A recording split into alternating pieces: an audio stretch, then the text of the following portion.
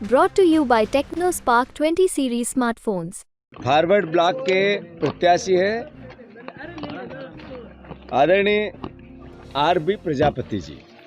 ये मेरे से मिलने आए थे। इन्होंने कहा कि मुझे अलग अलग तरीके से कुछ बातें मैं पब्लिक डोमेन में ला सकता हूँ, कुछ बातें नहीं ला सकता हूँ, पर मेरे पे दबाव है कि फॉर्म में निकाल लूँ।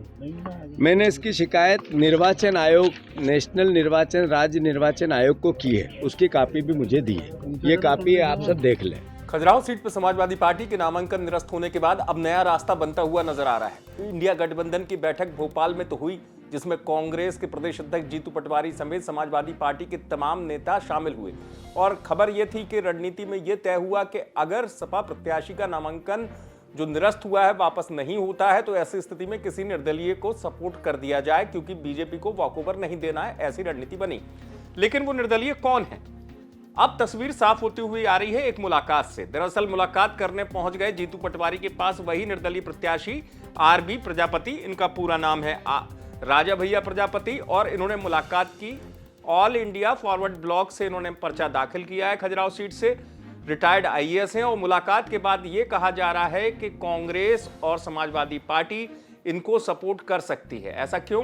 जैसा मैंने बताया कि सपा के नामांकन निरस्त होने के बाद अब ऐसी सूरत बनती है कांग्रेस के पास कि वो बीएसपी को तो सपोर्ट कर नहीं सकती, क्योंकि वो इंडिया गठबंधन का हिस्सा है नहीं। अब चूंकि निर्दलीय प्रत्याशियों में जो कहा जा रहा है कि एक वजनदार प्रत्याशी पार्टी को नजर आए, वो आर.बी. प्रजापति आए, क्योंकि आर.बी. प्रजापति और जीतू पटवारी की जो मुलाकात हुई उसके बाद जब जीतू पटवारी मीडिया के सामने आए तो उन्होंने सीधे आरोप लगाए कि आर.बी. प्रजापति को परेशान किया जा रहा है, वो डरे हुए हैं। जीतू पटवारी ने इस मुलाकात के बाद क्या कहा, ये भी सुन लीजिए। फॉरवर्ड ब्लॉक के प्रत्याशी है आदरणीय आर.बी. प्रजापति जी। ये मेरे से मिलने आए थे। इन्होंने कहा कि मुझे अलग अलग तरीके से कुछ बातें मैं पब्लिक डोमेन में ला सकता हूँ, कुछ बातें नहीं ला सकता हूँ, पर मेरे पे दबाव है कि फॉर्म में निकाल लूँ। मैंने इसकी शिकायत निर्वाचन आयोग, नेशनल निर्वाचन, राज्य निर्वाचन आयोग को की है। उसकी कॉपी भी मुझे दी है। ये कॉपी है, आप सब देख लें।